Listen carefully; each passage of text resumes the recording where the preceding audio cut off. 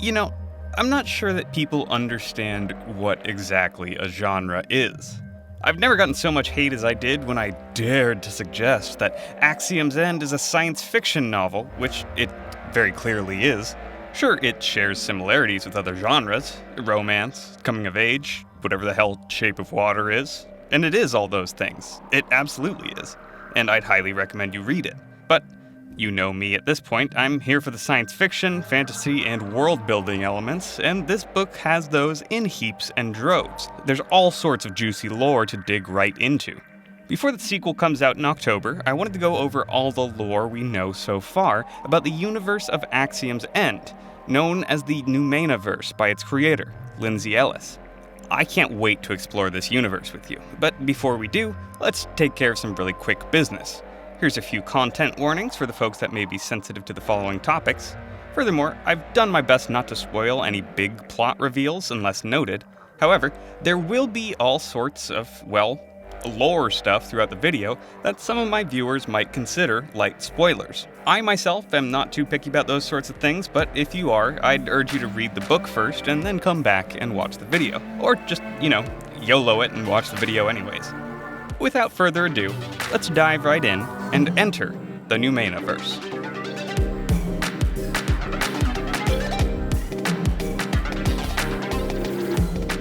In the alternate reality of the Noumenaverse, human history appears to progress about the same as in our world up until 1971. This is when the Fremda Group lands in Guam, initiating first contact and acting as the catalyst for the events we witness in Axiom's End. The Fremda Group is the US government's first contact with an extraterrestrial species, and a government group called ROSA is created to facilitate interspecies communication. Unfortunately for ROSA, decades worth of communication attempts resulted in a fat goose egg, leading to both hope and enthusiasm dwindling for the project. The Fremda Group itself remained inert and apparently lifeless, making no attempts at communication with their overseers. And then, on March 2nd, 2007, two of the aliens began a heated conversation that culminated in one turning to a ROSA employee and indicating that they wanted to be separated from the rest of their species. They were moved to a separate chamber and provided with books, language courses, paper, and everything that ROSA thought prudent to facilitate interspecies communication. The alien known as Chafo worked for months in isolation, frantically trying to bridge the communication gap between himself and his overseers. All attempts were made in vain. In the early months of 2007, a curious meteor streaked across the sky and landed in the hills north of Pasadena, California. It was codenamed the Ampersand event. People speculated that it was everything from a stray meteor to a harbinger of alien life. All theories went unconfirmed.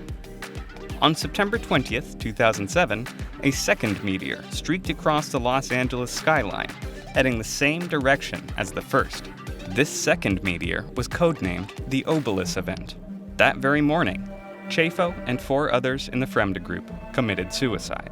We're going to pick this thread up later in the video, but before we progress any further, it is important that we take a moment to stop and examine everything we know about our alien acquaintances. The main alien species we'll be talking about today are known as Pequods, sometimes referred to as amygdalans for their almond-shaped eyes. They are a spacefaring alien civilization that has evolved far enough to classify themselves as post-natural. This means that while they still maintain some of their biological components, most of their bodies are actually fabricated through means unknown. Much like a, crab. Their endoskeletons act as both structural elements, keeping their squishy bits inside, and as a form of defense from external threats. Depending on a Pequod's caste and specialization, various other tools can also be added to these exoskeletons to enhance and augment their skill sets. The constructed bodies of Pequods seem to correspond directly to the castes that they were genetically bred to be members of. We don't know a large amount about the Pequod caste structure, but it is clear that there are at least 4 distinct castes within the greater superorganism. At the top of the Pequod caste system lies the Autocrat, who controls the top levels of Pequod government and whose responsibility it is to make sure nothing too stupid happens. Though the Autocrat ultimately wields absolute power, it would appear that they are influenced by at least 2 other top castes of Pequods, the oligarchs and the similars.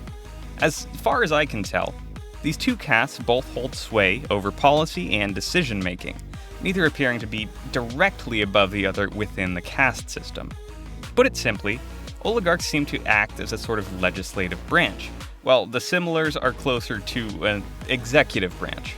They both influence the autocrats' decisions, though their relative place in Pequod government appears to wax and wane over time. Below these are other castes, though as far as I can tell, none have been named.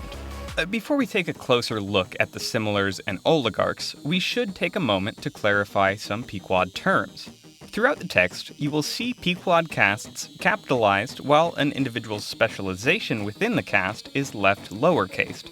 For instance, a phrase that Ms. Ellis uses herself to highlight the distinction is a description of Chafo, which is referred to as a technocrat oligarch.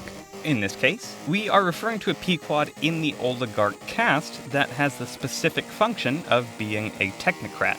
Some other specializations you will see throughout the text are militarists, stratocrats, diplocrats, and propagandists. Now that we've cleared up some of the more confusing semantics, let's get a look at them aliens. We'll start with the similars. This caste is defined by both their size and versatility. The ones we've seen easily dwarf any human in size. Obelus himself is described as bigger than a Cadillac. Their exoskeletons also contain a number of augmentations to help them survive on hostile planets, including protections against extreme gravity fluctuations, power cores, and I feel like I'm forgetting something.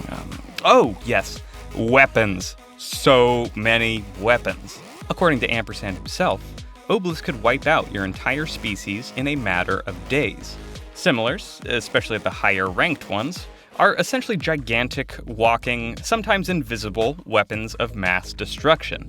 Picture General Douglas MacArthur inside of an Autobot, and you've got a pretty good picture of a similar size and demeanor.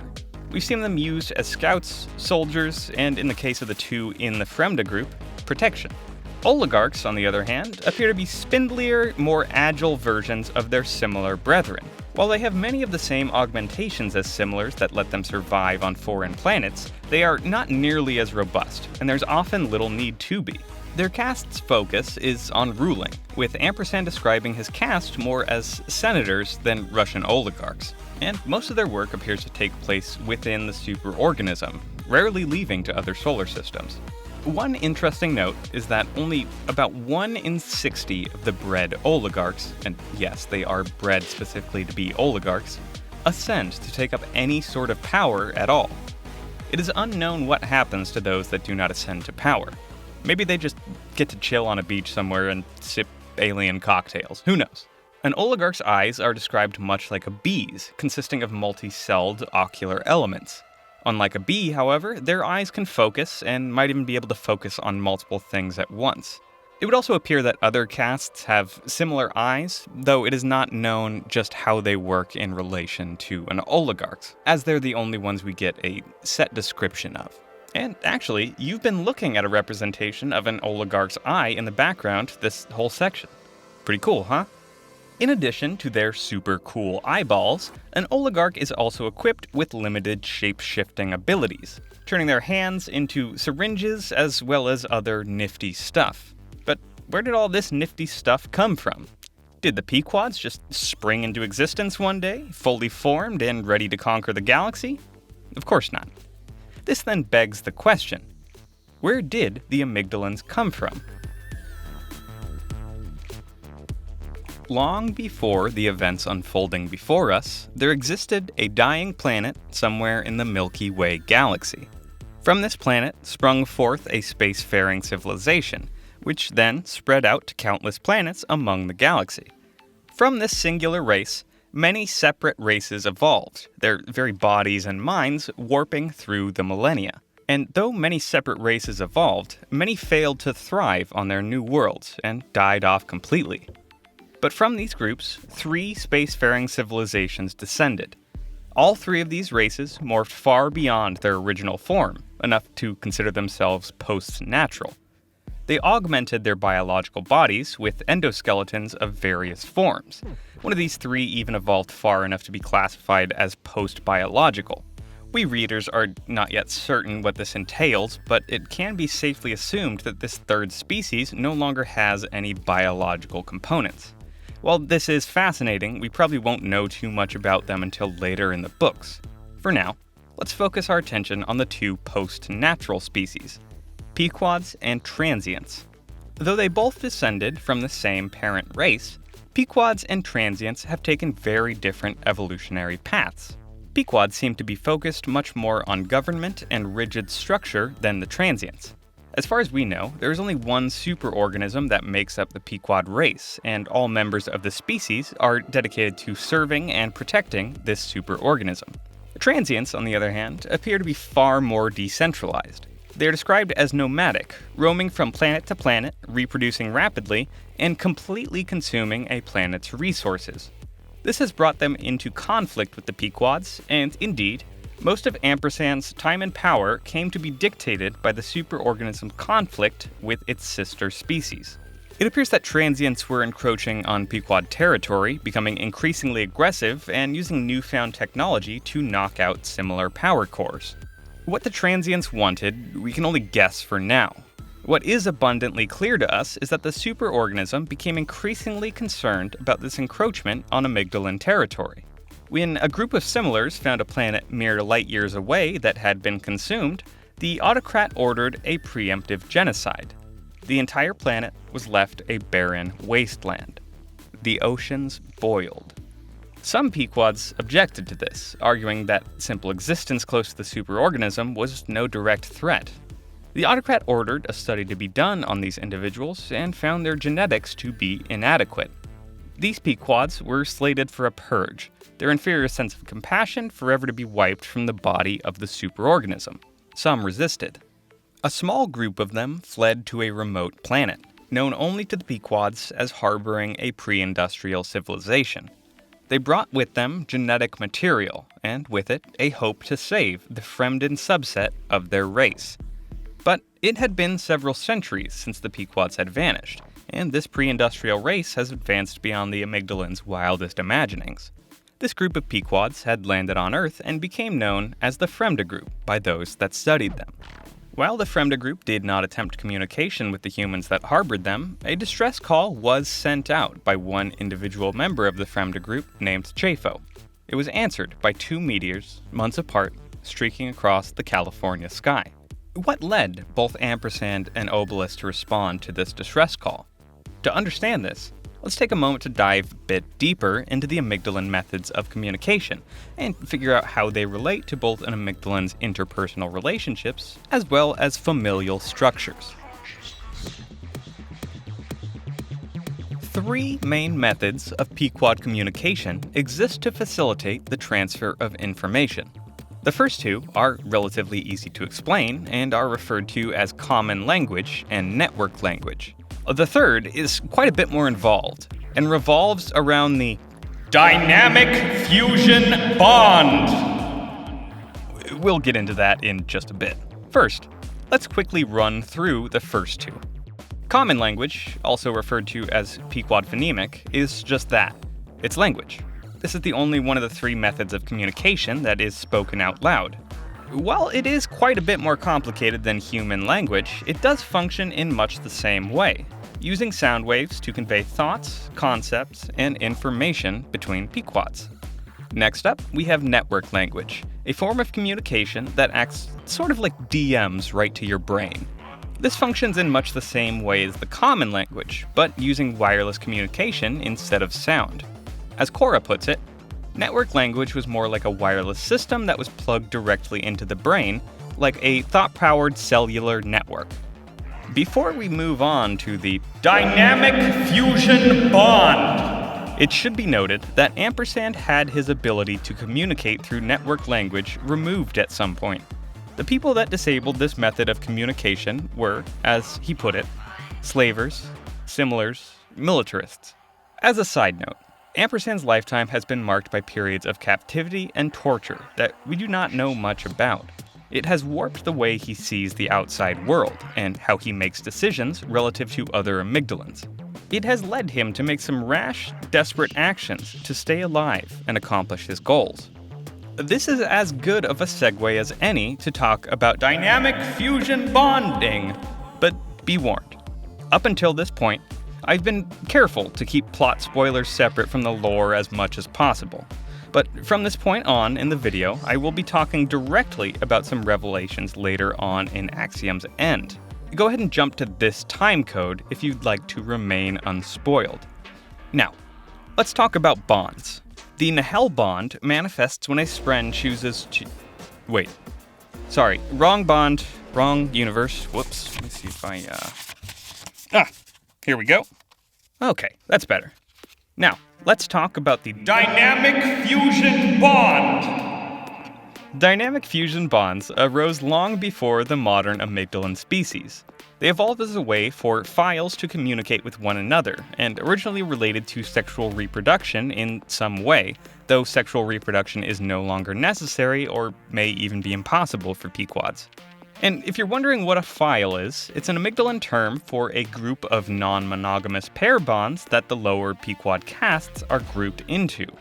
In Greek, file translates to something like tribe. If this all seems complicated and alien, that's because it is, and that's okay. A good way to think of a file is akin to a pride of lions, or in even simpler terms, it's a Pequod's family. While only the lower castes form large files, it would appear that the higher castes, oligarchs and similars included, can and do form individual bonds, but do not necessarily group together to form larger files. An individual bond or pairing is referred to as a symphile, which is derived from the Greek word meaning within the tribe. Let's break this down with a very quick example. Let's say we have one Pequod. It's bonded to another Pequod and would refer to the second Pequod as its symphile. It also has several other symphiles, all of which are bonded to one another. Collectively, this group would be referred to as a file. It should be noted that in the very last chapter of Axiom's End, it is revealed that Obelus, Ampersand, and Chafo were symphiles of one another, forming a small file. So it is definitely possible for higher castes to form files together, but appears to be frowned upon or somehow outlawed entirely. There is a lot of weirdness that was going on in that Ampersand-Obelus-Chafo relationship, not all of which has been fully explained by the end of the first book. Physiologically speaking, the bond syncs one's brain waves to another individual's, synchronizing and bonding them together in a way that cannot be physically undone. Dynamic fusion bonding really is till death do us part. One can even sense their symphiles, feeding off their emotions and knowledge.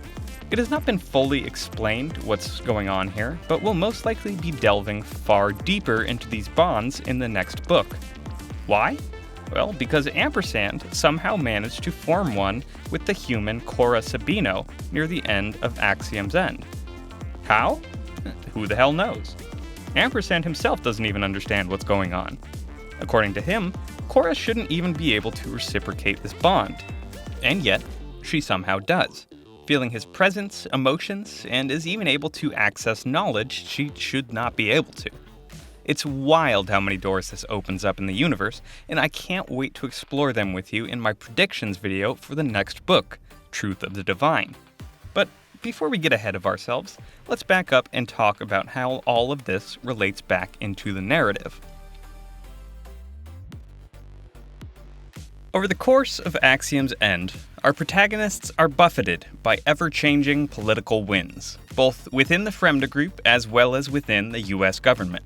While attempting to navigate these situations, the ever-looming presence of Obelus provides a constant threat, forcing our characters to make decisions that drive them closer together in ways that they never could have imagined. But if we look a little closer, there's an important plot mechanism at play here.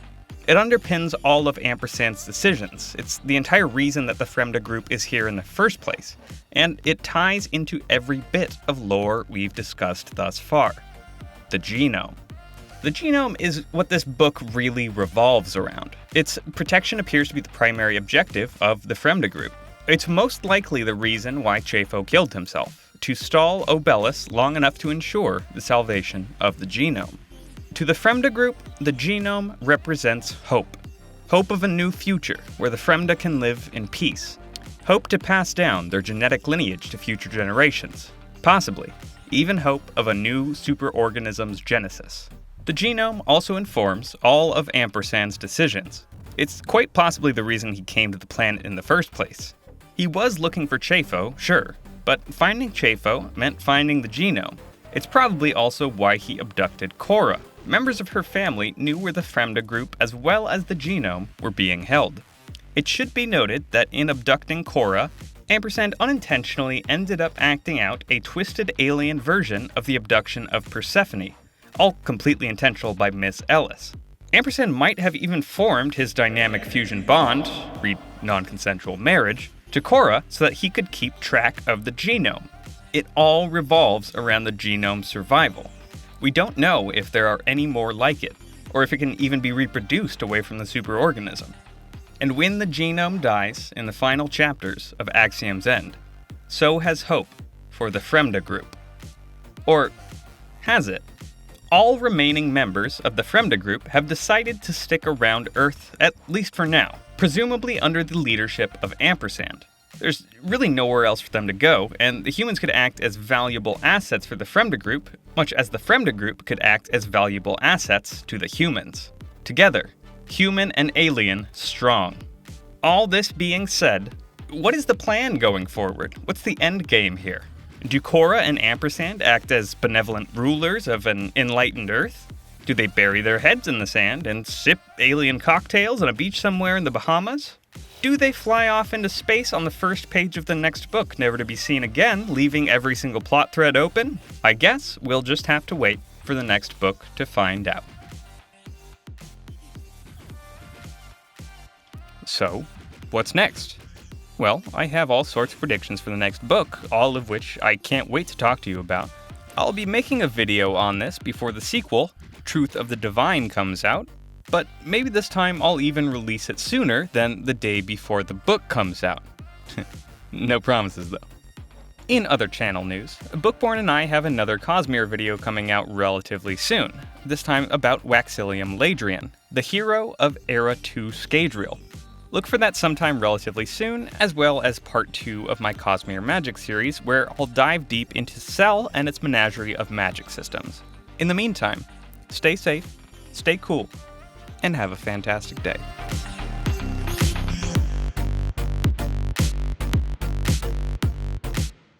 I think that's a wrap.